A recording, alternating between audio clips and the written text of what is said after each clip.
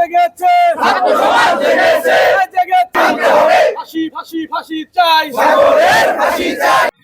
ফরিদপুরের সরকারি রাজেন্দ্র কলেজের ব্যবস্থাপনা বিভাগের শিক্ষার্থী রুমা সুলতানার হত্যাকারীদের বিচারের দাবিতে মানববন্ধন অনুষ্ঠিত হয়েছে। মঙ্গলবার দুপুরে ফরিদপুর প্রেস ক্লাবের সামনে মুজিব সড়কে অনুষ্ঠিত মানববন্ধনে কলেজটির শিক্ষক ও ছাত্রছাত্রীরা অংশ নেয়। অমানবিক নির্যাতন করে আমার বোনটাকে ওরা হত্যা করেছে। আমরা প্রশাসনের দৃষ্টি আকর্ষণ করছি, আমার বোনকে যারা হত্যা করেছে তাদের দ্রুত আইনের আওতায় এনে তাদের শাস্তির দাবি জানাচ্ছি। আমি এই মানববন্ধনের মাধ্যমে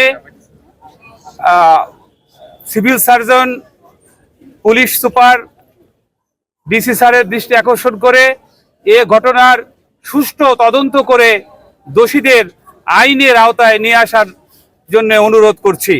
আমরা বিশ্বাস করি এই মৃত্যু কোনো স্বাভাবিক মৃত্যু নয়। তার শরীরে প্রাথমিকভাবে যে আলামতগুলো পাওয়া গেছে তাতে যার বোঝা যাচ্ছে এটা হত্যা।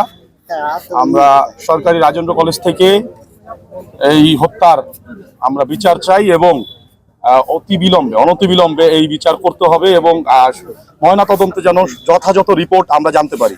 রাজেন্দ্র কলেজের সাধারণ শিক্ষার্থীদের উদ্যোগে ব্যবস্থাপনা বিভাগের চতুর্থ বর্ষের শিক্ষার্থী আবরার নাদিম ইতুর সভাপতিত্বে এই মানববন্ধন ও বিক্ষোভ মিছিল অনুষ্ঠিত হয়।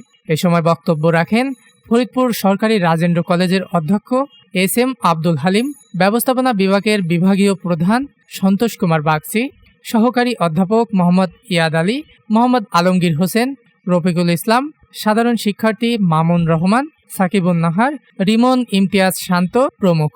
মানববন্ধন ও বিক্ষোভ মিছিলে শিক্ষক শিক্ষার্থীরা রুমা সুলতানকে তার স্বামী রিপন কর্তৃক পাশবিক নির্যাতনের ফলে হত্যার তীব্র নিন্দা ও প্রতিবাদ জানান। অবিলম্বে এই হত্যার সাথে জড়িতদের 24 ঘন্টার মধ্যে গ্রেপ্তার ও দৃষ্টান্তমূলক শাস্তির ব্যবস্থা না করলে কঠোর আন্দোলন কর্মসূচি দেওয়ার ঘোষণা দেয় শিক্ষক শিক্ষার্থীরা।